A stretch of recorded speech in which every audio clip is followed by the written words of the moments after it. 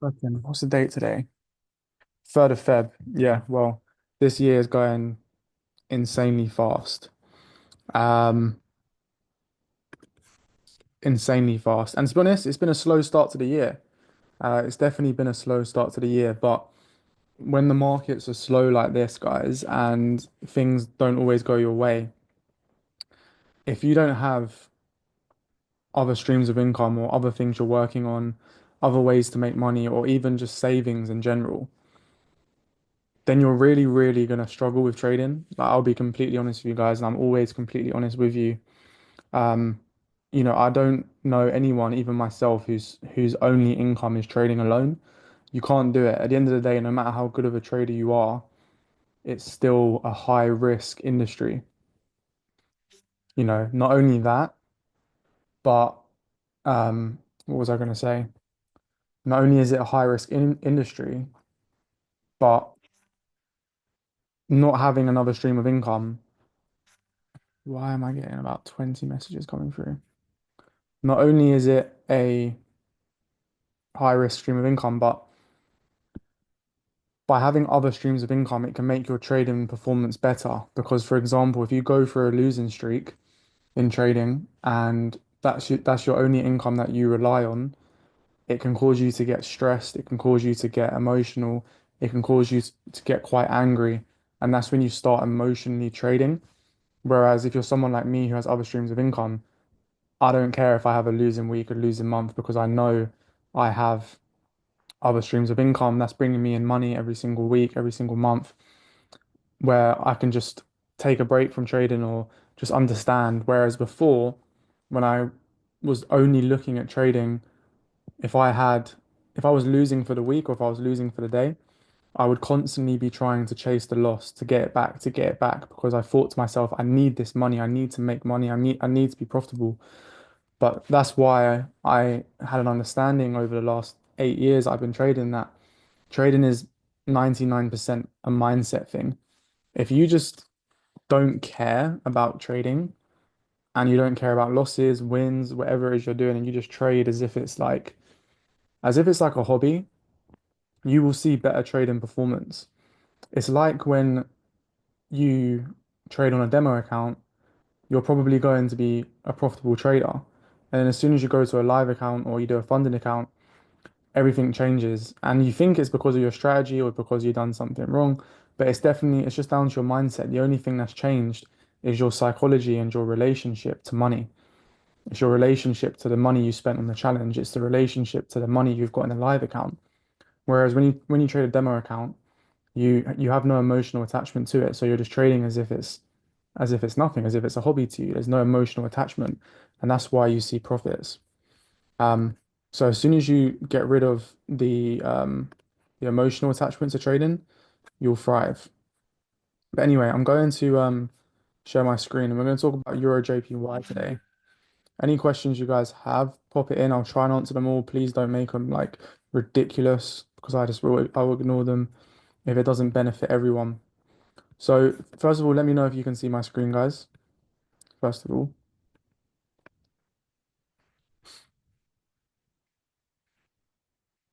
can everyone see my screen okay?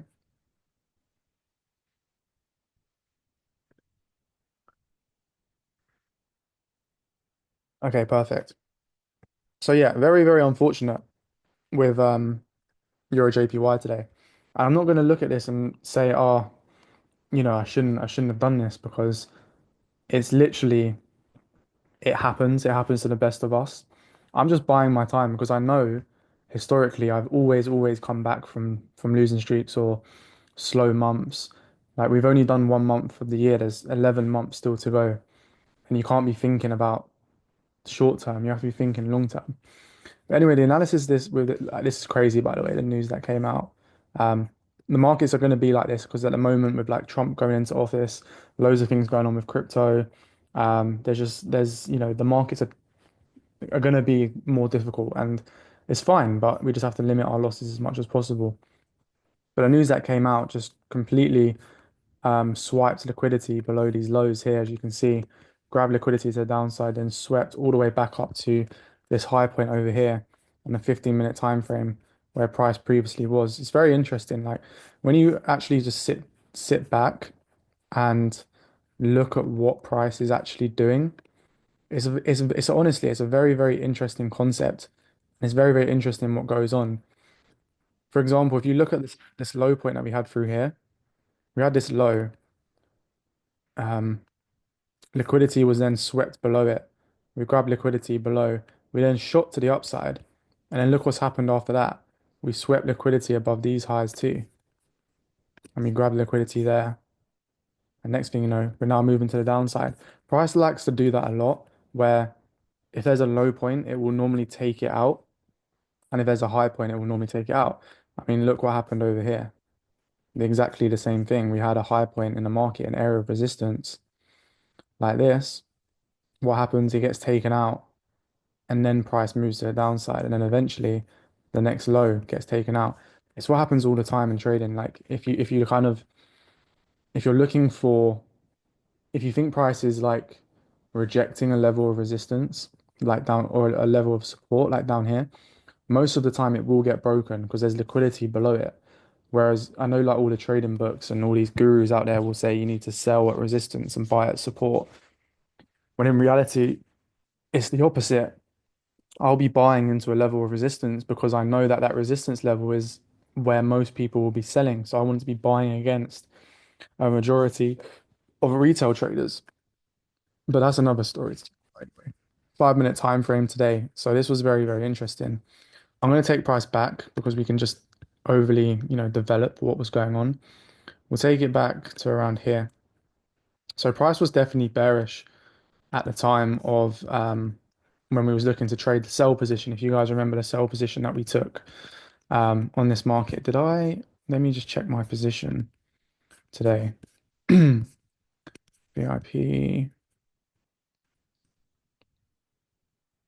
Yeah, okay. So it was very, very unfortunate, but their analysis was great in my opinion. So I'm not going to look at this and go, this is the main thing with trading, guys. You don't look at your losses and try and find something to change. Every single time you lose, you can't just go, okay, what could I have done better? Unless it was something really, really obvious, there's nothing you can change. The only thing that you need to be changing is your mindset and potentially your trade management, potentially your stop loss size, potentially your entry. But in terms of like the analysis behind the trade, it's not difficult to put on analysis and determine where price is moving. That's not the hard part. Don't be changing the analysis. Don't be trying to be this artist on the chart where you're trying to, be as clean and because it's not that's not what makes you a trader. What makes you a trader is entering that trade, trailing your stop loss, entering a scaling position, having your stop loss as tight as you can to increase your risk to reward ratio. It's these things that you need to be changing rather than going, this is what I used to do. Okay, this is an example. I would be like right now, okay, so I took a loss on this trade. So what that means is, oh, this candle wasn't engulfing enough. I would have been like, oh, that candle right there, it didn't engulf the previous candle. So next time I'm going to wait for an engulfing candle. And then the next trade, I'll wait for an engulfing candle and still get stopped out. And then I'll try and change something again and again and again. And you just go through this vicious, vicious cycle of trying to be this perfect trader when it doesn't exist. You need to just look at what you are doing and make small changes. For example, this is a great trade. I'm going to look at myself and be like, I didn't do anything wrong. The market, at the end, the most of the time, it's just the markets didn't do what would normally happen in that scenario. So for me, nice piece of analysis. Okay, price was trading towards the downside, forming lower lows, followed by lower highs. Price pulled back, retested previous support as resistance, and I was looking for a continuation. Okay, not only that, but if I drop down to the 1 minute, we can also see the phases of the market too. Notice the difference between these impulsive moves to the downside that we're seeing here and here in comparison to the way that price is pulling back and correcting. Notice the price action, the candles are a lot smaller, it's a lot more compact, it's slower, and that's telling me that sellers are active within the market with the impulsive moves down, and that buyers are not active within the market because of the way we're pulling back. So the phases of the market are also bearish as well. So that being said, I was looking for a sell position. We took a sell position. Price did start to move to the downside, as you can see. We tried, like it's definitely trying to move down, but it just couldn't. And there's nothing we could do about it. Could I have potentially trailed my stop loss to break even? Could have potentially done that.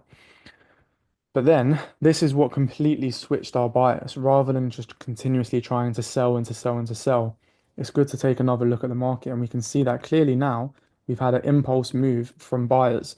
Buyers have woken up. They're in the market. They're active. They've broken through resistance. They are dominating now within this market. And then this is where I wanted to get in but couldn't because I have a busy schedule. That's why I send my analysis into you guys so you can make your own judgment and make your own trades because I'm not always going to place the trades because I'm busy. In this scenario, I missed an opportunity because I wasn't active on the charts. So for you guys out there who are relying on me, don't rely on me. Take the trades if you want to take it because if you took the setups based on your own judgment today, you would probably be in a nice amount of profit for the day. That's why I send my setups as well as my entries because it's not all the time I can take it. But anyway, price was pulling back nicely. I definitely would have wanted to get in the market at some point down here. As you can see, price is definitely moving um, to the downside. I think we grab liquidity one more time, back down at these lows here.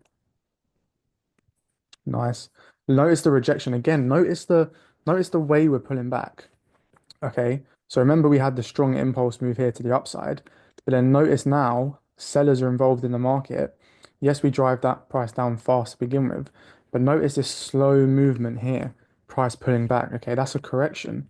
Notice the way we're pulling back here, that's a correction. Pulling back here, that's a correction. In order for us to be taking buy positions, we want to see price forming these type of corrections.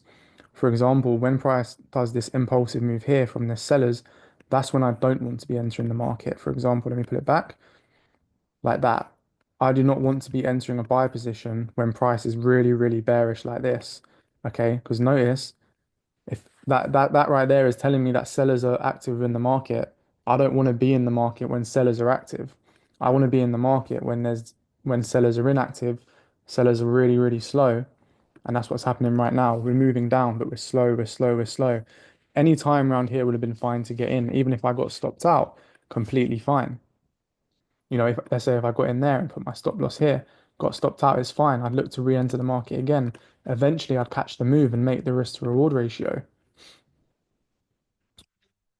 Sorry guys, I need to move this out of the way. Um, high risk to reward ratio, and then finally we get the move to the upside that we would have wanted. I wanted to be in this market. That would have been a great trade. It would have been something like this. Would have had my stops below. I would have targeted, the same level that I would have targeted before. And then I'd be looking for a scaling position at this point, where we took that position there. And then once I entered that position on the scaling, I would have trailed my stop loss on this trade to there. So I would have secured some profit so that when this trade hit me out at break even, which it did eventually, the second trade, or sorry, the first trade would have stopped me out in profit. So that profit, this break even and this loss down here, I'd be in profit for the day. But because I missed the trade, I'm now in a loss. But when I look back, I look at the potential of today. The potential of today should have been profit. And in reality, the potential of a week should be profit. A potential of a month should be profit. But unfortunately, we're not all perfect. We can't be sat at a screen all day. We can't catch every opportunity. We can't be sat in a room and not go see our families, friends, go out for dinner, do all this. It's impossible. So we have to understand that losses are going to happen. But the one thing we can do is make sure that we're not emotionally trading. We have to make sure that we're constantly disciplined and not reacting negatively to not losses, not reacting too positively to wins where we think we're invincible and we're gonna just keep trading and be greedy and it's about self-control. And that's what trading's all about. You know, me being on Instagram and having such a huge following, if you guys saw my story today, I posted an Instagram story of this trade that was running nicely. on Euro JPY. I took this position. I posted on Instagram, and the next thing, obviously, it came back down here. Everyone, like, you only saw a couple messages, but like 50 people replied to my story, like, haha, stop loss hit, stop loss hit. Oh, you're such a bad trader, but you never, all this and all that. That doesn't affect me. But if it did, I wouldn't be posting on Instagram because things like that can affect your trading. Okay. And all these negative things around you that you don't even realize that can negatively affect your trading. For example, everyone, I could have really wanted to prove everyone wrong on Instagram and, revenge trade and try to get everything, another trade back, but I didn't.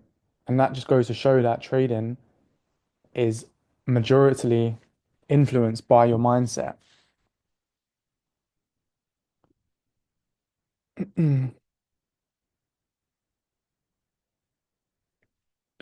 How was that for everyone? Let me see. Have you got any questions?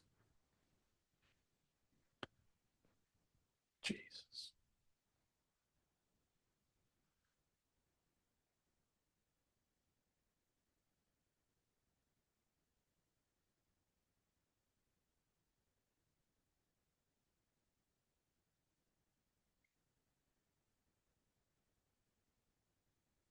How important are topics like politics or geopolitical events around the world of trading? Do you deal with them, or can it rather have a negative impact on trading? So I said this a couple times, but I don't trade news, but I'm aware of news. There's a difference. So I'm aware of what's going on for that day. I'm aware of when there's election, when there's NFP. I'm aware of all these things, and then I make my trading decisions around that, not because of that. What I mean is, if there's a news event, I know, for example, I might not trade until after the news. I might trade before news, close my position before. But news, in my opinion, um, is a catalyst for volume. So news events like NFP, it just provides the market with volume. Because before NFP, not many people are trading because they're waiting for NFP. So after NFP comes out, then the markets go back to normal and everyone starts trading again. And it's like a reset of the market event essentially. But yeah, I don't pay too much attention. I'm just aware of it, if that makes sense. Matthew, what's going on? Thoughts on EU? So yeah, Ryan's your man for EU. So when he does a live stream, all of his analysis is on the EU. I don't actually trade EU. I leave that to him. We don't trade the same currency pairs. Otherwise, we wouldn't be friends. There would be a lot of fighting.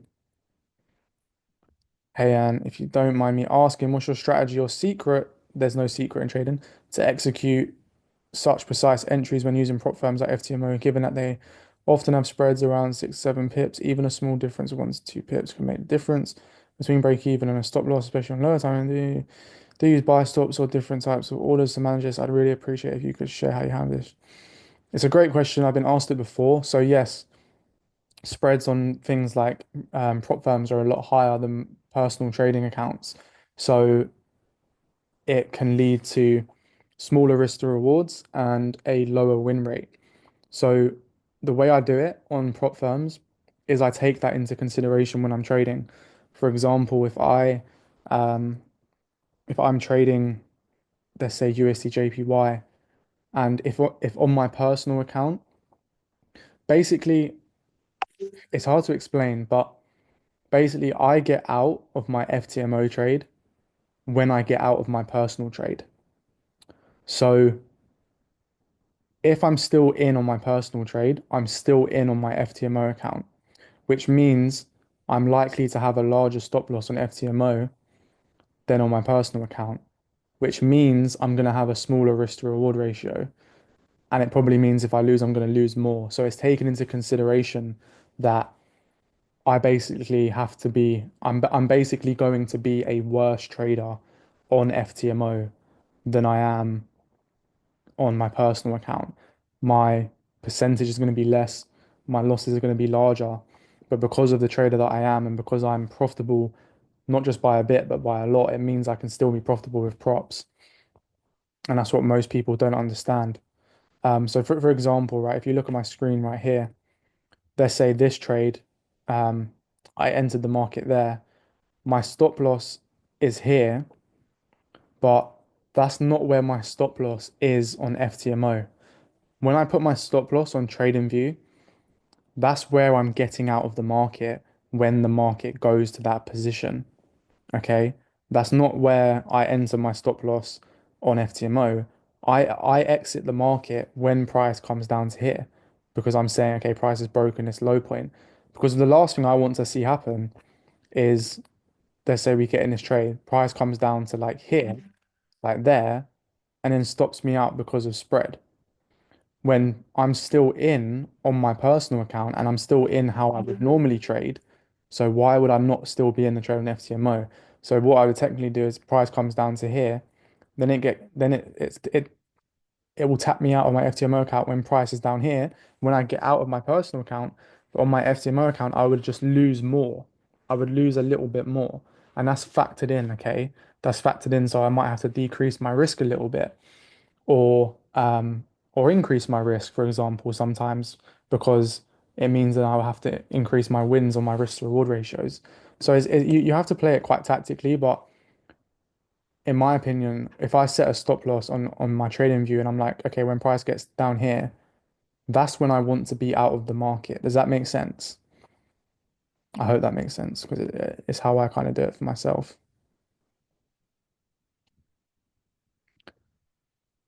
That second scale in entry, the sellers act differently to the ones before the first entry, just less steep.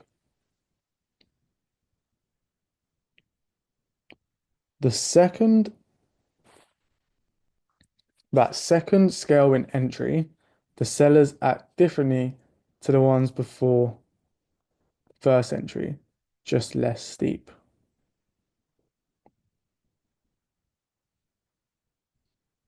Oh, I see what you mean. So you're saying, for example, like this movement here is completely different to like this movement here. That's what you mean, right? Is that what you mean? I think that's what you mean. Boom. Yeah, no, I get it. It makes sense. Yeah, no, you're completely right. This is more of a correction, 100% than this is. Some people might look at that and be like, well, that looks like sellers are quite active within the market. And to be honest, you're right. That's probably why it didn't go all the way to the upside. But in my opinion, I'm just looking at it in comparison to the move. So, for example, you see um like this move here that we had to the upside there. You look at that, and then you look at this. That's a very impulsive move down because these bearish candles are a lot bigger than these bullish ones. Whereas here, you can see how massive and huge this move was. So in comparison, this move to the downside is a correction in comparison to that. Does that make sense? So that's an impulsive move. That's a correction in comparison to that impulsive move. And for me, it is still kind of like a correction. I'm just looking at the kind of the way the market's moving. You can see the candlesticks are quite small. We're getting like smaller and smaller, and then we slow down, and then we start to kick in.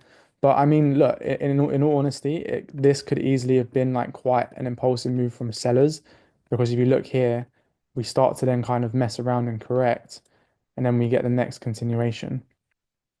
But I was just looking at it in comparison. But yeah, it is what it is. It is what it is. I'm not going to change anything. You risk 0.38% FTMO size for trade. I'm not 100% sure what you mean there, to be fair.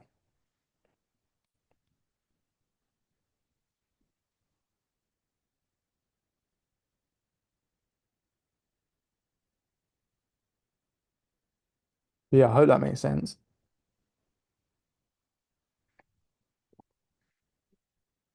How do you know when to enter? I've said this so many times. You clearly haven't watched any of my other videos. Does anyone want to say what I wait for or how I enter the market? Someone in here that. has been in previous videos.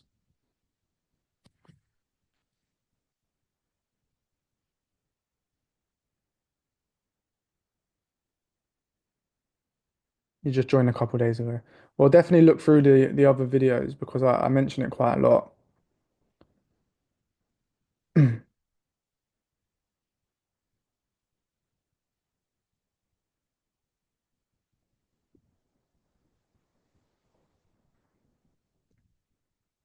Because I like to look at the charts myself and enter into the waiting for you because I know the market was. Okay, yeah, fair enough. Fair enough. You want to know how I enter so you can enter yourself, and I appreciate that. Guys, trust me, there's nothing I appreciate more than traders who join my community and don't rely on my trades because I've not seen one person be successful by just copying someone else ever. I've tried to do it. I know everyone else who's tried to do it. It just won't work. Um, but basically to answer your question, what was your name? Javone, Javone. Um, I just look for a shift in momentum. So for example, you can see where I entered the market here.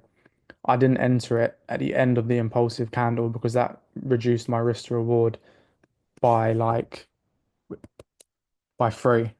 Just by waiting probably 30 seconds, I would have reduced my risk to reward by 66%, where I just wait for a flip in momentum. And I say it all the time, I'd rather get in early and lose than get in late and be right. Does that make sense? And that's so backwards. And that's probably, I can't believe I just said that because if you said that to any trader just starting out in Forex or trading, you'd sound like a madman. You'd sound crazy because listen to what I just said. I would rather get in early and lose than get in late and win. I sound like a crazy person, but it's so true. Why do if I get in here and price hits my take profit for a 1 to 3, I'm gonna be so annoyed that I caught only a 1 to 3 when in reality I should have caught like a 1 to 9 or 1 to 10. That's so much risk to reward because I know if I only catch a 1 to 3, only 3 losses and that win is wiped out. What I love about winning big and having stuttering over here, large risk to rewards is it means when I catch a winning trade, I have so much room to relax. And any losses that come my way, I know I've got all this profit to eat into where I know it's going to take me a long time to take away this profit. And in reality, being the trader I am, I shouldn't lose that. But if it's a 1 to 3, no, I can't be doing that. I can't be doing the small risk to reward ratios.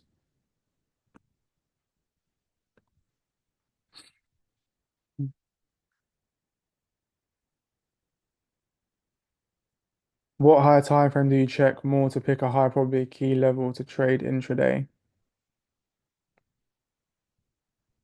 I don't focus on time frames. If you ask me a question about time frames, I don't focus on time frames. If you're one of those people that messages me or comments on my Instagram, what time frame is this? Don't do it. Time frames are invented to just give you a closer look on price. If it doesn't look clear, go down a time frame. If it looks too messy, go up a time frame. Simple as that. Time frames don't mean shit. They don't mean anything. It's just to get a clear view of what price is doing. I could go on a 2 minute time frame. I could go on a 3 minute time frame. I could go on a 4 minute. I can go on the 1 minute 30 second time frame. Whatever looks clear to me, and I can just look at price clearly and see what's happening. I'm gonna go onto that time frame. Simple as that.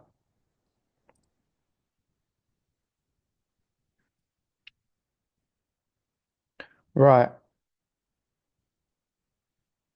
Did someone just delete a question?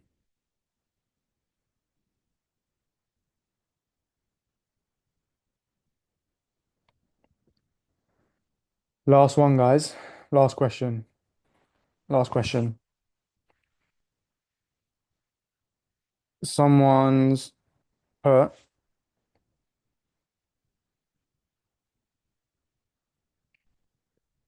what's your best way to avoid over trading? Okay, let me see if I can create a really, really good like metaphor or something to help you envision it. So, let me see. Okay, picture this, guys. Well, let me stop sharing. I just realized I'm not actually like speaking to you guys. Okay, picture this. How do you stop over trading? Okay,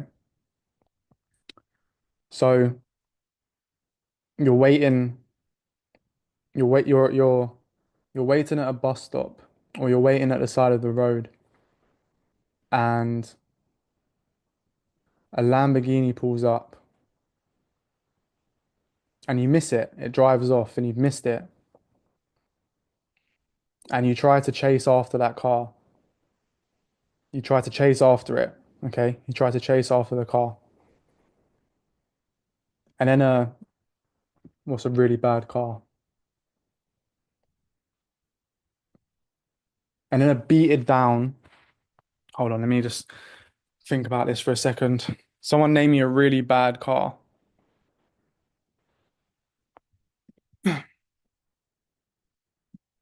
Someone give me a really bad car. Yeah. I don't know what I was gonna say a Fit 500, but I feel like that's a bit harsh because I know many people who drive a Fit 500 Corolla. Okay, let's just say a Fit 500. Okay, so you miss the Lamborghini, and then you're trying to chase after it, and then a Fit 500 comes along, and you want to jump in the Fit 500 to catch up to the Lamborghini. Okay, but you realize that that first Lamborghini comes round to that same spot every single day. So are you going to chase after it and go through all that hassle of trying to keep chasing it when in reality it's, in a Fit 500 you're not going to catch it. Or if you know that it comes around again and it's going to be in that exact same spot the next day, would you not just relax, chill, go do something else and then come back to the same spot when it's there the next day? Well, the same thing is with trading. If you have a nice trade set up and you've missed it, and you want to, and then you're going to start over trading to try and get to where you want to be, when you know there's going to be a nice opportunity around the corner, eventually it's gonna come, it's gonna happen. Why would you not just wait for it? It's gonna come. That good trading opportunity is going to happen. So why would you take all the bad ones just because you maybe missed the trade? Because that's a reason for over trading, is you've missed the good one, so you just start over trading. Just wait for the good opportunity.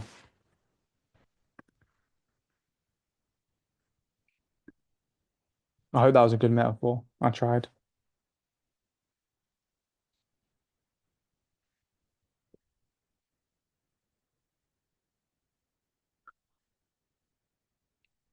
Okay, last one. Why not? Please, Antonio, how many percentage do you risk per trade on your personal account? It's a good question.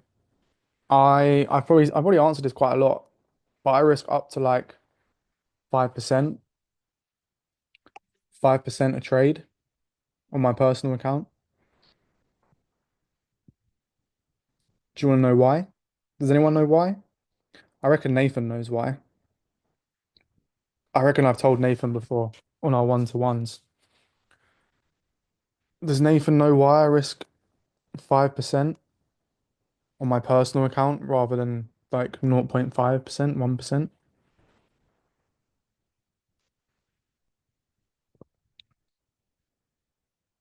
Yeah. we want you to tell them, Nathan, but okay, I'll say it anyway. So picture this, right? Let's say, yeah, you got it right, because you know that you can't lose 20 times, right? So yeah, basically, guys, there's many reasons why I risk 5%. So let's say I put £100,000 of my own money into my own personal trading account and I risk 1% per trade. It has to take me a hundred losses in a row to lose that account. Now, if I'm taking 100 losses in a row, I should quit trading and never trade again in my life. I should never, like, that's it, I'm done. Like, you should not be trading if you're going to lose 100 trades in a row. So, what happens, right? So for me, let's say my worst ever like losing streak, I believe I think I lost about 12 trades in a row, like one time in my trading career. I think 2 years ago, like the markets were really bad. I lost like 12 trades in a row. So let's just say I lost those 12 trades on a 1% risk on 100K. Let's just say 10 trades to keep the maths easy. That means worst case scenario, if I put 100K into a trading account, on my worst ever trading loss I've ever done, 10 trades in a row, let's say, if I risk 1%, that 100K account, worst case, will fall to 90K. Okay, so I'm only really risking 10K of that account. I have £90,000 in that trading account sat there doing nothing. Okay, it's just sat there. It's like it's dead money when I could be using that 90K to invest in other projects, funded accounts, other businesses, property, other things to be doing. Okay. So rather than risking the 1% of 100K, I will take that, let's say 10K that I would use of risk, and trade 10 times or 5 times the risk instead. Does that make sense? So it's like when you're trading a 100K funded account, guys, you do realize you're only trading a 10K account. If you have 100K worth of capital and you're only allowed to lose 10K of that, you're only trading a 10K account. Every time you risk 1% on a 100K account, you think you're risking 1%, but you're not. You're risking 10% of your available trading capital. You're risking 10%. 1K to lose 10, you're risking 10% of that capital. That's why you lose it. That's how they get that's how you lose your funded account, because you don't realize you're actually trading a 10K account. Um, and when you're trying to get a 10% profit target, you're actually trying to double your available trading balance. Got to read between the lines, guys. You've got to read between and understand what it is you're actually doing and what it is you're actually trading. Um, so yeah, hope that makes sense. And your mind's blown.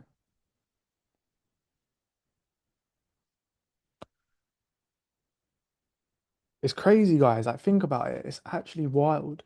Like, I could put 10K in a trading account, risk 5% a trade, and if I blow that 10K account, I'll just put 10K into an account again and risk 5% a trade, rather than putting 100 grand into an account and risk 1%. It's the same thing. Apart from I can put the other money to good use to make more money here, there. And when I'm trading a smaller account, psychologically,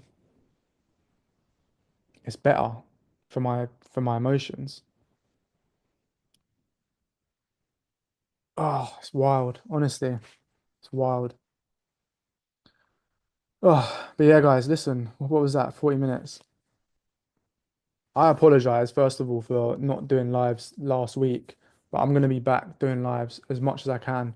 My aim, honestly, is I want to be going live every single day at some point, even if it's like in the mornings, um, like whilst I'm trading, I'm gonna try and just get something done every single day. So there's just endless content for you guys. But I need energy.